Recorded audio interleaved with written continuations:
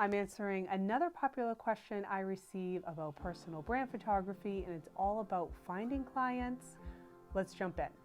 All right, so I received this question. I'm going to read it to you. I would like to know about getting clients. I see you work with medical offices as well as all kinds of other branding clients. How do you contact them? Do you email? Do you physically visit? No one ever talks about that. Can you share? All right, I thought this was a great question. And first, how I responded in a short, snippet on social media was to say that I've been in this industry for over a decade. So at this phase, I have a ton of repeat and referrals. That's not to say that I'm not always looking for other types of businesses to be working with or getting bigger projects, and we can talk on that later. But once you start some momentum, you will start to see that the repeat and referrals start to get generated, and it makes selling so much easier when you have that word of mouth kind of testimonial and someone wants to work with you and they've seen your work. Okay, so if you are beginning, you need images, you need to build that portfolio. And you also need businesses to do that too, or do that with. So in the beginning, you really want to think about what type of businesses you want to work with. And that will help you narrow down and find businesses that also provide joy, not just a job. So in the beginning, I know you just want any job. So I don't want you to get into the trap of just taking a job for money. I know in the beginning it's hard, but if you could isolate an industry or an area that you're interested in, all the better. I also, for beginning, you are already interacting with businesses on a daily basis. Maybe you go to a gym. Maybe you always go to the same coffee shop or a same restaurant, and you have established a relationship with the owners. They know you. You've built a relationship. This is an opportunity that you could approach them and talk about how you're now starting out in brand photography and you would love to collaborate. Now, that could mean some money. That could mean a bartering. You could be talking to them and saying a month of membership fee versus for, 10 photos, 30 photos, however you want to make it up. Your goal in the beginning is to build relationships with businesses and build that portfolio. And that's a great little entry point. It's not as scary to approach someone that you already know, or maybe friends and family know a business owner. And it's a great, building your confidence and building that momentum, because if they have a great experience and you're using your social media platform to show the work that you're doing, it may spark someone else to reach out. And there's that momentum that you want in the beginning. Now, throughout this video, if you are a type of person that loves a good worksheet, I created one for you, and in the description below, there's a link to the PDF, but it's how to find clients, and it's just working through what we're going to be talking about today, just so you can get it down on paper and you can really figure out where you want to land in personal brand photography. So I say that because there's you can say personal brand photography, but then there's niches within personal brand photography, and you also have different business types. So first, you want to think about what type of businesses you would like to work with. And within that, you want to think about, are they a service-based business, a product-based business, or are they both? They provide a service, and at the end, they have a custom product for a client. And if you're unsure, with that PDF that I was just mentioning on page 2, it breaks down kind of some examples of what each one is, because you realize that, for example, working with medical spas or working with hair salons, they might need you on a weekend or on a Monday because that's when they're closed. Or I was just recently working with a wellness center and they're closed on Fridays. And if your ideal world in business would have Monday and Friday as your office days, which that's my ideal setup and that's what I do, then I wouldn't put all my focus in doing all medical spas, all hair or makeup industries, because I'm going to be shooting typically on that day because we want them to be closed for logistics for the photo shoot. So that's why you really want to think about where you would love to be, what businesses you would love to work with, and it may show you, okay, this is what your weekly would be like. So I wanted to also talk about product-based businesses. Those are probably the easiest to understand, and they have a product. You're doing a lot of product shots. But remember, in personal brand photography, you're also capturing the portraits. You're also capturing the lifestyle process image as well of a product based business. It's not strictly product photography. That's another genre altogether. But you're pulling in that skill set for personal brand photography, which is another reason why I love this industry, because I get to pull from all different genres and offer that as a package. I'm doing portraits, process action, and product service. So that's why I enjoy it so much, because you have such variety. And then service product-based businesses, you want to think about like a floral designer, a calligrapher. I also have an interior designer, someone with a store where they are interacting with clients and customers, but then they also have a product to sell at the end, or they've created it for them. Some makers and artists could also fall into that if they have their own shop, but they're making all the goods inside, like a furniture maker that I've worked with. So I love working with creative businesses, and that might not be for you, but that's where I find the most joy in doing and creating these images for makers and doing all that process and getting them out there for their business. So you really want to think about in the beginning, or maybe you have an established photography business, but you're wanting to add brand photography on to your services. Really think about what type of businesses you want to serve. In the service area, think about coaches, bloggers, real estate agents.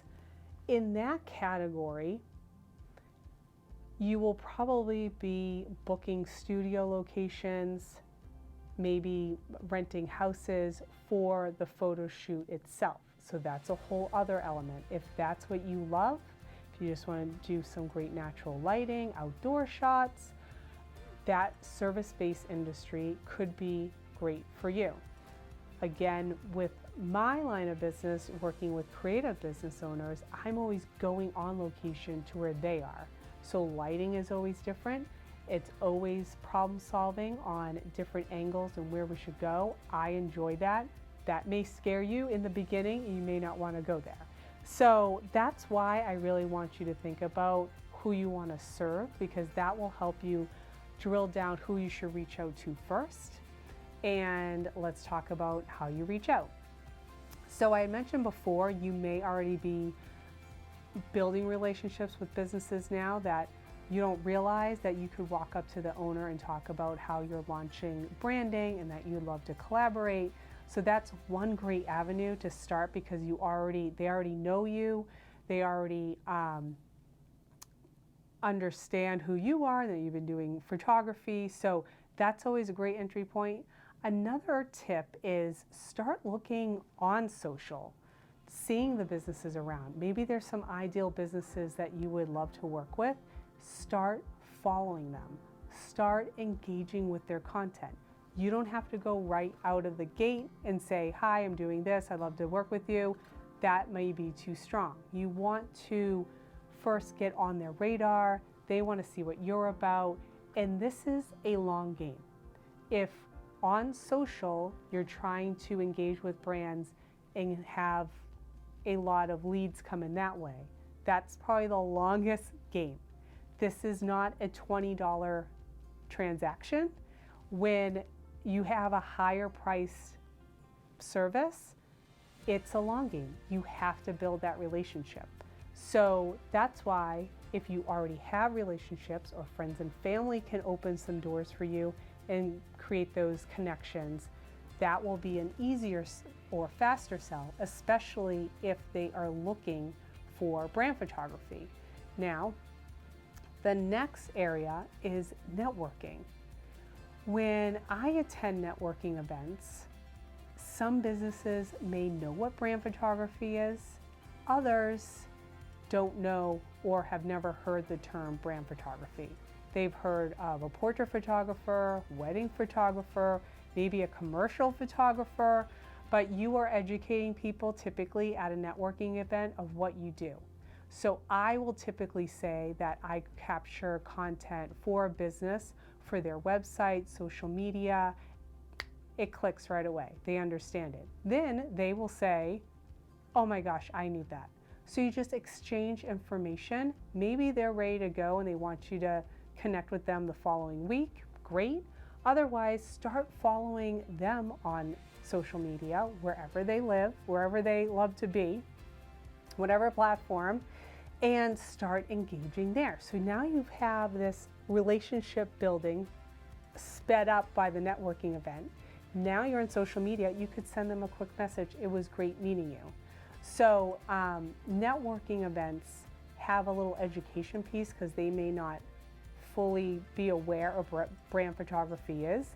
And they might think, oh, I know someone that does portrait photography, they're going to come in. You may then say, okay, great, this is what I do. And you can talk about how you are creating images with intention and purpose behind them, and that they really are driven by what you provide, and that if you have future promotions that they can support, it's not just a great portrait or headshot. You know, you feel the room and you see if they're ready to listen to all that information. If not, then that's fine too. It's also great if once you do start brand photography and people, and you have some clients under your belt and you're going to these networking events, there may be a client there or someone that has worked with you, and when they start speaking about your services, that's always amazing as well. With networking, I also wanted to mention that it's great if you go to networking events for photographers. You're going to meet other photographers and you can talk about, you know, business of photography. That's great. But if you need networking in order to find or connect with businesses, then you need a different type of networking event. You want a variety of businesses represented, and you may be the only photographer in the room, even better. So think about the networking events that you're going to. You don't want all like-minded, same industry. If you're looking for leads, you want to be somewhere where there's a lot of diversity in the businesses there. I also want to give you this pro tip, in that website designers and business coaches are always working with businesses. So these businesses will need photography, and it's always great to align and start building a relationship with the website designers, business coaches in your area. I've had a lot of leads this way, and I've even converted those leads into clients as well. So I have designers, I have business coaches, and for my business, I'm touching on all different business types, so service, product, and then service and product. And again, that's just adding variety to my day-to-day, which I love. So we've talked about the types, the style of business that they're in, and on this worksheet as well, I talk about if you're in the beginning, if you're maybe 1 to 3 years in business, and then 5 to 10. So a common thread with all three is the networking, keeping in mind that you may need to provide some information on what brand photography is, because not everyone knows out there, even though we'd hope so. In the beginning, you want to think about building that portfolio, and you may want to approach businesses that you're already building relationships with, and you may not be getting full rate, but you're getting that portfolio image, but also capturing some behind the scenes of that you can then use to promote is great.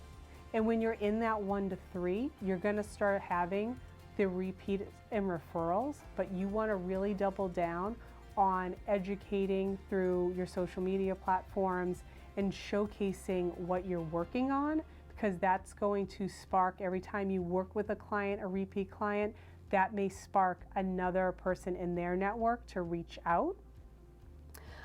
You could also start thinking about personal projects. So you may or may not be getting paid. If you want to reach out, if there was an industry that you were really interested in, you may want to capture images for them just as a personal project that you can then use to market. And then in the future, you could be making money on that topic. So another way to think about this is last year I got my license as a drone pilot because I have always loved drone photography, drone video, always wanted to get one, and finally I did. So my initial clients, I did not charge for the drone component. We were doing all these other things. We're doing video, we're doing photos, but I added in drone just because I'm practicing on an actual client. I did not feel like I should charge them yet, and now I am. So that could be kind of that personal project too, is like you're feeling out new services, and you may not want to fully charge or charge yet, but you're using them as to build that portfolio, so then you can market the service. Think of it that way. And for 5 to 10, you want to also be thinking of that too, but you also could be thinking of bigger projects now, bigger, more complex project, photo plus video, and you could be working for bigger brands. Now, all of this that has been said, you're typically working with a solopreneur or someone that might have a small team, and they don't have a marketing department. They don't have a marketing person. They may, if they're a little bit bigger, have a social media person, but they're only capturing the photos typically on an iPhone that I have seen, and they still bring me in for the website, their rebranding. They want a professional on board to handle that. When you're working with bigger brands, they will have a marketing person, they may have a marketing team, but they don't have an in-house photographer. So they're bringing you in, but they're doing a lot of the marketing stuff that you would typically do as a brand photographer for those other clients that don't have marketing support at all. So when I'm creating concept boards and having strategy meetings, I'm taking that marketing hat on and I'm providing that to my clients because they are busy enough, they may not know what they need for their marketing, and that's why they're coming to us, because we are the experts. So when you're in the 5 to 10 business year mark, you may be looking for those bigger clients that have the marketing. So now it's a collaboration between you and the marketing, and it's just a great relationship to keep building in that area. All right, so I wanted to, hopefully that addressed a lot of questions. Bottom line, repeats and referrals make it a lot easier. You're not really selling because they're already have seen your work. I find a lot of times they start following me on my social media platform, and it may take a little bit and I'm engaging, and then finally one day, whatever post it was, makes them, finally reach out. So I'm not really doing cold emails, or I'm not really physically going into a space and pitching brand photography. You want to think about those business types and what category and what industry they're in, and see if that fits into the lifestyle that you want to have as a creative business owner yourself. And that's why I thought this handout would be so good, because you can kind of write it all out, and there's some other tips on the last page as well. Let me know more if there's specific questions. I know this can be very complex depending on where you are with your business, if you're brand new or if you're adding this to an existing business, but happy to help. Let me know and I'll link this below. Thanks for watching. Bye.